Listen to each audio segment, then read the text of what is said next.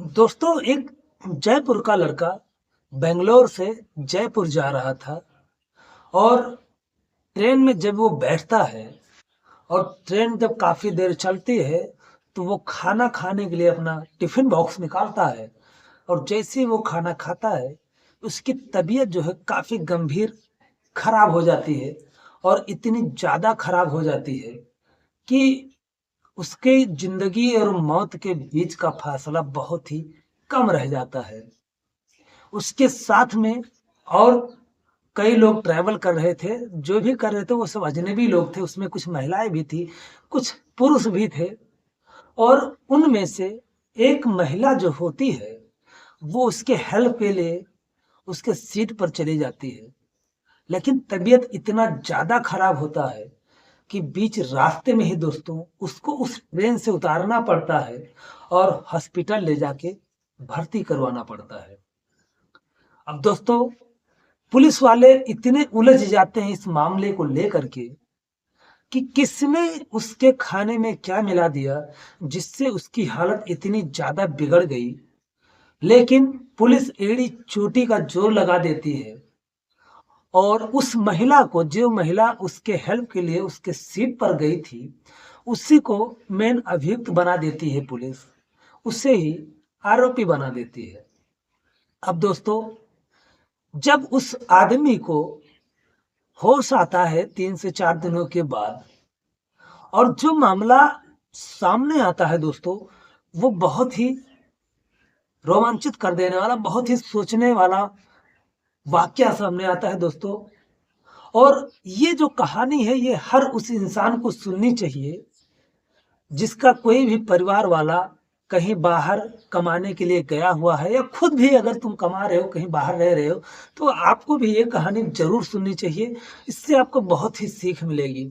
तो क्या होता है इस कहानी में, आइए वीडियो में आगे जानते हैं। लेकिन वीडियो में आगे बढ़ने से पहले बस वही रिक्वेस्ट है आपसे, चैनल पर नए हैं तो चैनल को सब्सक्राइब कर लीजिए, वीडियो को लाइक कर दीजिए ताकि हमारा हौसला बढ़ता रहे।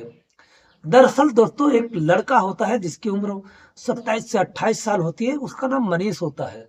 वो बेंगलोर में रह करके फर्नीचर का काम करता है और कुछ दिनों तक वो पहले मजदूरी करता है फर्नीचर के काम में। उसके बाद वो कारीगर बनता है। कारीगर बनने के बाद ठीक ठाक पैसे वो कमाने लगता है और जो भी पैसे होता है वो अपने घर पे यानी राजस्थान जयपुर में भेजता है। और उसके जो घर वाले होते हैं दोस्तों, वो सारे पैसे उड़ा दिया करते थे। उसके अलावा उसके 2 भाई और होते हैं, उसके माँ होते हैं, उसके बाप होते हैं। कुछ दिनों बाद वो इतना चंचल था, इतना बढ़िया स्वभाव का था कि वो फर्नीचर लाइन में ठेका वगैरह लेने लगता है और अच्छा खासा पैसे कमाने लगता है। अब दोस्तों, वो कुछ पैसे घर पे भेजता और कुछ पैसे अपने फ्यूचर के लिए अपने पास बचा के रखने लगा। देखते ही देखते कुछ सालों में वो अपने लिए बेंगलोर में एक फ्लैट ले लेता है जिसकी कीमत लगभग 25 से 30 लाख रुपए होती है। और उसके बैंक जो अकाउंट होते हैं उसमें 5 से 10 लाख रुपए जमा भी हो जाते हैं। फिर वो एक दिन सोचता है क्यों ना घर पे जाकर घूम के आऊं। और वो जो होता है दोस्तों, ये घटना जो है दोस्तों, ये अक्टूबर 2024 की घटना है। अभी 1 साल ही हुआ है। और दोस्तों, वो क्या करता है कि एक MIM नाम की ट्रेन होती है, मैसूर, MIM मैसूर नाम की ट्रेन होती है। उस ट्रेन में बैठकर वो राजस्थान के लिए निकलता है। उसके अगल बगल में काफी अजनबी लोग वो भी सफर कर रहे थे। उसमें कुछ महिलाएं भी थी, कुछ जेंट्स भी थे। और जब बेंगलोर से ट्रेन कम से कम 150 से 200-250 किलोमीटर आगे निकलती है, तो वो सोचता है क्यों ना मैं खाना खा लूं। और वो खाना खाता है। खाना खाने के बाद दोस्तों, जैसे ही वो आलू का पराठा लाया हुआ था, जैसे आधे पराठे खाता है, उसको कुछ अजीब सा महसूस होता है और वो खाना छोड़ देता है। उसके शरीर में अजीब सा हलचल महसूस होता है। उसको लगता है कि मुझे आराम कर लेना चाहिए, मुझे लेट जाना चाहिए। तो जो ऊपर वाली सीट होती है दोस्तों, उस पर जाकर के वो लेट जाता है। लेकिन जो उसकी तकलीफें थी, वो बढ़ती ही जा रही थी, कम होने का नाम नहीं ले रही थी। थोड़ी ही देर में उसके पेट में जो है वो काफ़ी उमड़ मचता है, उबाल मारता है। और देखते ही देखते दोस्तों वो ऊपर वाली ही सीट से मोमेंटिंग करने लगता है, उल्टियाँ करने लगता है। दोस्तों जितने लोग नीचे बैठे हुए थे वो तुरंत चिल्लाने लगते हैं, ये क्या कर रहा है? दारू पी के आया है क्या? ये सब करके आया है क्या? लेकिन दोस्तों उसकी जो हालत थी वो खराब होती जा रही थी। उसमें से एक महिला होती है जिसका नाम मधुबाला होता है, जो उसकी मोमेंटिंग थी वो अधिकतर उसके कपड़ों यानी उसकी साड़ियों पे ही पड़ी थी। उसकी उम्र लगभग 24 से 25 साल होती है, बेहद खूबसूरत महिला होती है वो। वो भी बैंगलोर से बैठी थी और उसके साथ में और कोई नहीं था दोस्तों। वो भी दूर जाके खड़ी होती है और उस कंपार्टमेंट में जितने लोग भी थे वो सब जाके दूर खड़े होते हैं। वो दोनों सीट के जितने भी यात्री होते हैं वो खाली कर देते हैं और जिसका जो मोमेंटिंग का सिलसिला होता है वो चालू ही रहता है। देखते ही देखते उसके मुंह से खून आने लगता है। अब दोस्तों वो जो महिला होती है जिसका नाम मधुबाला होता है, वो ये देख नहीं पाती और किसी तरह से वो ऊपर वाले सीट पर जाकर उसकी हेल्प करने के लिए सोचती है। उसके पीठ पर सहलाने लगती है और पूछने लगती है, क्या हुआ आपको? क्यों हुआ? कैसे क्या हुआ? लेकिन वो कुछ बताने की हालत में नहीं था दोस्तों। अब वो पूछता है, आप कहाँ जाएँगी? तो कहती है, मैं तो महाराष्ट्र की रहने वाली हूँ और नागपुर में उतरूँगी। तो वो जो होता है वो अपने सर सिरहाने एक बैग रखा हुआ था जिसमें 2 लाख रुपए कैश रखा था। वो 2 लाख रुपए निकालता है और उस मैडम को देता है, कहता है ये 2 लाख रुपए आप रख लीजिए और मेरे घर पे ये पहुँचा दीजिएगा। मुझे नहीं लगता कि मैं अब ज़िंदा बच पाऊँगा। वो कहती है, आप ऐसा क्यों बोल रहे हो? आपको कुछ नहीं होगा। वो उसको ढाँढस बंधाती है। लेकिन जो मनीष होता है उसे कुछ समझ में नहीं आता। उसको यही लगता है कि अब मैं नहीं बचूँगा। दोस्तों वो कहता है मेरे पिताजी का नंबर ले लो और फ़ोन करके उनको ये पैसे दे देना। तो वो कहती है क्यों ना तुम ही फ़ोन कर दो। तो वो कहता है नहीं, मैं फ़ोन करूँगा तभी सब लोग घबरा जाएँगे और मेरे घर में अफरा-तफरी मच जाएगी, इसलिए नंबर ले लो और जो है वो फ़ोन करके ये पैसे मेरे घर पे पहुँचा देना और हालाँकि आपको आने-जाने में जो भी खर्चा लगेगा उसमें से आप काट लेना, बाकी के पैसे मेरे घर पे पहुँचा देना। तो कहती क्यों ना पुलिस के दे दो। तो कहता अगर पुलिस को ये पैसे दे दिया तो पुलिस वाले इसको हजम कर जाएँगे और मेरे घर वालों की एक फूटी कौड़ी भी नहीं मिलेगी। इसलिए आपके ऊपर मैं भरोसा करता हूँ, आप ये पैसा मेरे घर पे पहुँचा देना। अब दोस्तों वो जो महिला होती है, वो उसका मदद कर ही रही थी, तभी उसमें से किसी यात्री ने अ, रेलवे हेल्पलाइन पे कॉल कर दिया था और तभी सफाई कर्मी आ जाते हैं। उनके साथ में जो रेलवे के पुलिस अधिकारी होते हैं वो भी मौके पर पहुंच जाते हैं और उसको किसी तरह से उस ऊपर वाले सीट से नीचे उतारते हैं और नीचे उतारने के बाद दोस्तों उसकी हालत इतनी गंभीर थी कि बेंगलोर से लगभग 250 से 300 किलोमीटर ट्रेन ही आई ही थी और एक स्टेशन पड़ता, उस स्टेशन पर गाड़ी रुकवाते हैं। रुकवाने के बाद में उसको ले जाके हॉस्पिटल में भर्ती करवाते हैं। दोस्तों जो मधुबाला थी वो भी उस ट्रेन से उसका सामान और अपना सामान लेकर उतर जाती है और उसके उन लोग पीछे-पीछे यानी चली जाती है। हॉस्पिटल में जब पहुँचती है और उसको भर्ती करवा देते हैं, तो जो पुलिस वाले होते हैं वो मधुबाला से पूछते हैं, कहते तुम इनकी कौन लगती हो? तो वो कहती मैं इनकी कोई कोई भी नहीं लगती, बस मेरे सीट पे ही इनकी सीट थी और ट्रैवल कर रहे थे। तो पुलिस पूछती है क्या हुआ था? इनके खाने में किसने क्या मिलाया, क्या नहीं मिलाया? तो वो कहती है सर मुझे ये सब कुछ तो पता नहीं है। बस मैंने यही देखा कि इन्होंने खाना खाया और खाना खा करके ऊपर वाली सीट पर चले गए और थोड़ी देर बाद इनको उल्टियाँ होना स्टार्ट हो गया। अब मुझे नहीं पता कि इनके खाने में किसने क्या मिलाया या इनको किसी ने क्या दिया, ये मैंने कुछ नहीं देखा। लेकिन कहीं न कहीं उसको ये डर था कि अगर पुलिस ने मेरी तलाशी ली तो मेरे पास इतने पैसे हैं, मैं इसको पुलिस वालों को क्या जवाब दूँगी? तो वो ईमानदारी दिखाते हुए जो उसने 2 लाख रुपए दिया था, वो द 2 लाख रुपए निकाल कर के पुलिस वालों को दे देती है। कहती है सर ये जब इसकी हालत गंभीर थी तो इसने मुझे दिया था कि मेरे घर पे पहुँचा देना और ये 2 लाख रुपए इसी के हैं। पुलिस वाले जो है वो कहते हैं ऐसा तो नहीं हो सकता। हो ना हो तुम ही ने इसके साथ जो कुछ भी किया होगा पैसे वगैरह लेने के लिए, और अब तुम और कुछ भी बचा होगा वो लेने के लिए साथ में आई हो। अब पुलिस जो है उसको मेन अभियुक्त बना देती है और उस हॉस्पिटल में एक महिला कांस्टेबल का ड्यूटी लगा देती है कि ये कहीं भाग ना जाए। दोस्तों, जो मनीष था वो बेहोश था, उसको कोई होश हवास था नहीं।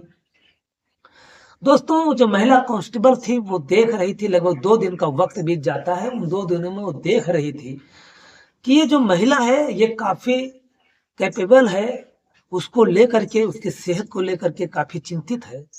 तो जो महिला कांस्टेबल होती है वो उससे पूछती, कहती मुझे सच-सच बताना कि आखिर बात क्या है, क्या माजरा क्या है?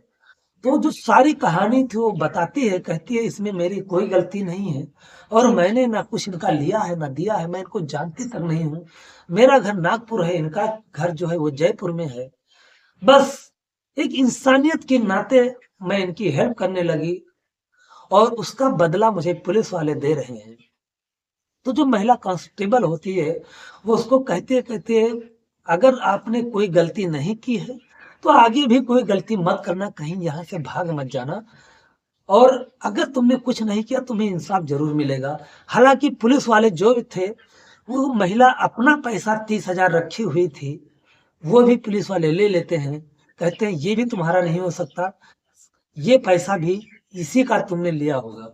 अब दोस्तों, जो महिला होती है वो नागपुर में अपनी माँ के पास फोन करती है, क्योंकि उसकी माँ ही थी और कोई उसके घर में था नहीं, उसके पिता का देहांत हो चुका था। कुछ उसके नाते रिश्तेदार थे। अब वो फ़ोन करती है, कहती है मेरी माँ भी आने वाली होगी, मैंने फ़ोन कर दिया है। अब दोस्तों, तीसरे दिन मनीष को जब होश आता है, तो उस सामने मधुबाला को देखता है और देखते ही वो उससे पूछता है मैं कहाँ हूँ? तो वो कहती आप एकदम ठीक हो, आप हॉस्पिटल में हो, आप पिछले 2 दिनों से बेहोश थे, आपको होश आया नहीं था। अब आपको होश आ गया, आप एकदम ठीक-ठाक हैं। दोस्तों, जो डॉक्टर थे वो पुलिस को फ़ोन करते हैं, पुलिस आती है, रेलवे पुलिस आती है, मनीष से पूछताछ करती है, कहती है कि ये जो महिला है, इसने आपसे जो पैसे छीने थे वो हमने बरामद कर लिया है और इसने आपको क्या खिलाया था, क्या नहीं खिलाया था। तो जो मनीष होता है वो पुलिस वालों को बयान देता है, कहता है आप ये कैसी बातें कर रहे हैं? इन्हीं की वजह से तो आज मैं शायद ज़िंदा हूँ। अगर यही मेरी हेल्प नहीं करते तो शायद आज मैं ज़िंदा नहीं होता। ये सुन कर के मधुबाला जो थी उसके दिल में थोड़ी-सी राहत आती है। उसकी माँ भी वहीं पर खड़ी थी, मधुबाला की वो आ चुकी थी। उनके भी मन में थोड़ा राहत आता है कि चलो कुछ तो बचाव हुआ। पुलिस वाले पूछते हैं जिन कि इस महिला का कहना है कि आपने इसको 2 लाख रुपए दिया था अपने पिताजी को देने के लिए। तो वो कहता है हाँ, मैंने दिया था।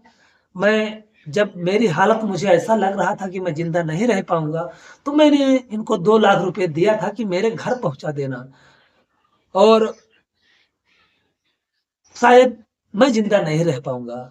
पुलिस वाले जो हैं वो उसका बयान दर्ज करते हैं और उसके बाद उससे पूछते हैं, कहते हैं तुम्हारा किसी पे शक है या तुम्हें किसी ने क्या खिलाया था बता सकते हो क्या? तो कहता सर ऐसा तो ट्रेन में तो मैंने किसी का दिया कुछ नहीं खाया और ना ही किसी ने मुझे कुछ खिलाया है। मैं आलू का पराठे लेके आया था और वही मैं खाने लगा और जब मैं खाने लगा तो उसका जो स्वाद है बहुत ही अजीब अटपटा लग रहा था और जैसे मैं उसे खाने लगा मेरे शरीर में अजीब सी हलचल सी पैदा होने लगी।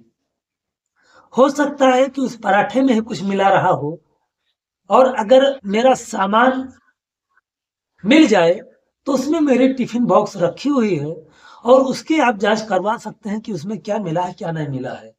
हालांकि मधुबाला जो थी उसकी उसका जो सामान था वो सब लेकर आई थी। मधुबाला जो है उसका बैग लेकर आती है, कहती है सर इसी में किसी में इसका टिफिन होगा। जब टिफिन बॉक्स मिल जाता है तो वहीं उसी हॉस्पिटल में डॉक्टर उस पराठे का जांच करते हैं तो उसमें इतना खतरनाक पॉइजन पाया जाता है, उसमें उस आलू के जो मिलाया जाता है मसाले में, और डॉक्टर और जितने भी पुलिस वाले थे वो देखकर हैरान रह जाते हैं। कहते हैं ये पराठा तुमने कहाँ से बनवाया था? किसी होटल से या खुद बनाया था, कैसे क्या? तो कहता नहीं, मेरी एक गर्लफ्रेंड है जिसका नाम दीप्ति है, और उसकी माँ और उसके पिताजी रहते हैं, और उन्हों जो मेरे गर्लफ्रेंड है दीप्ति, उसी ने ये पराठे बनवा कर लाई थी मेरे रास्ते खाने के लिए। अब दोस्तों, पुलिस वाले कहते हैं इसमें इतना नशीला, मतलब इतना जहरीला पदार्थ मिला हुआ है कि अगर शायद तुमने एक पराठा खा लिया होता तो तुम्हारे मौके पे मौत हो जाती, हॉस्पिटल पहुंच ही नहीं पाते। अब दोस्तों, जो मनीष था, पुलिस वाले को कहने पर उसने अपनी गर्लफ्रेंड दीप्ति, उसकी माँ के खिलाफ और उसके पिता के खिलाफ एफआईआर दर्ज करवाता है, और वहां से मनीष और मधुबाला, उसकी माँ, और तभी तक जो मनीष के माता पिता होते हैं, उसके भाई होते हैं, वो भी आ जाते हैं, और वहां से बेंगलोर आते हैं। बेंगलोर आने के बाद जो पुलिस होती है, वो दीप्ति और उसके माँ बाप को गिरफ्तार करती है। गिरफ्तार करने के बाद जब सख्ती से पूछताछ करती है दोस्तों, तो ये लोग कबूल करते हैं कि हाँ, मैंने ही उसके खाने में जहर मिलाया था। तो पुलिस वाले पूछते हैं क्यों मिलाया था, तो वो लोग कबूल करते हैं कि ये जो था, ये जाने से पहले कह रहा था कि मैं यहाँ से जाने के बाद मेरे घर पे किसी को ये नहीं पता है कि मैंने यहाँ पर फ्लैट ले लिया है, मैंने यहाँ पर घर लिया है, और यहाँ से जाने के बाद मैं अपने घर वालों को सरप्राइज दूंगा कि मैंने वहाँ पर घर खरीद लिया है। फिर मैं अपने माँ बाप को लेकर यहाँ आऊंगा, उनको अपने साथ में ही रखूंगा। तो हम लोगों ने सोचा कि अगर ये घर पे जाकर बता दिया और अपने माँ बाप को लेकर आएगा, तो शायद हम लोगों के लिए बेहतर नहीं होगा। और जो दीप्ति है, उसका यही पेशा था। मनीष के अलावा और कई बॉयफ्रेंड उसके साथ में थे, जिनके साथ में ये लोग यही करते थे, क्योंकि वो शादी करना नहीं चाहती थी। तो उन लोगों ने सोचा कि अगर पराठे में जहर मिला दिया जाए तो इसकी जो कहानी है वो रास्ते में खत्म हो जाएगी, और इसको माँ बाप को क्या पता कि इसने बेंगलोर में क्या करके रखा है, और उस जो फ्लैट पर है उन लोगों का कब्जा हो जाएगा, और किसी को भी मनीष बनाकर खड़ा कर देंगे और वो फ्लैट अपने नाम करवा लेंगे। यही उन लोगों का मकसद था, और उस मकसद में कामयाब नहीं हुए। इस बाबत जो मधुबाला होती है, उसकी माँ होती है, और जो मनीष के माता पिता होते हैं, उसके भाई होते हैं, वो इन सब का कार्रवाई में लगभग 1 महीने का वक्त लग जाता है, और मनीष को ठीक होने में भी लगभग 1 महीने लग जाते हैं। तब तक ये लोग उस मनीष के फ्लैट में ही रहते हैं सारे लोग, और मधुबाला जो होती है इन लोगों का काफी सेवा भाव करती है, और हॉस्पिटल में जो मधुबाला होती वही साथ में रहती थी। तो जितने दवा जो भी देना था वो मधुबाला को ही पता था, कैसे क्या देना है, कितने टाइम पे क्या देना है। तो मनीष का काफी ख्याल रखती है। इस बीच में इन दोनों का जो लगाव है काफी बढ़ जाता है एक दूसरे के प्रति, और जो मनीष के माता पिता होते हैं वो भी मधुबाला को काफी पसंद कर लेते हैं। और फिर जो इसके माता पिता होते हैं, वो मधुबाला की माँ के सामने मनीष और मधुबाला के शादी का प्रस्ताव रखते हैं। हालांकि मधुबाला भी शादी के योग्य थी, और मनीष भी काफी उम्र वाला हो गया था शादी करने के लिए। तो उसकी माँ भी तुरंत मान जाती है, और अभी 2025 नवंबर में इन दोनों की धूमधाम से शादी होती है, और काफी खुश हैं दोनों अपनी लाइफ में। तो दोस्तों, कैसी लगी ये कहानी हमें कमेंट सेक्शन में जरूर बताएं। मिलते हैं कल किसी नेक्स्ट वीडियो में रियल स्टोरी के साथ में। तब तक के लिए जय हिंद, जय भारत, नमस्कार।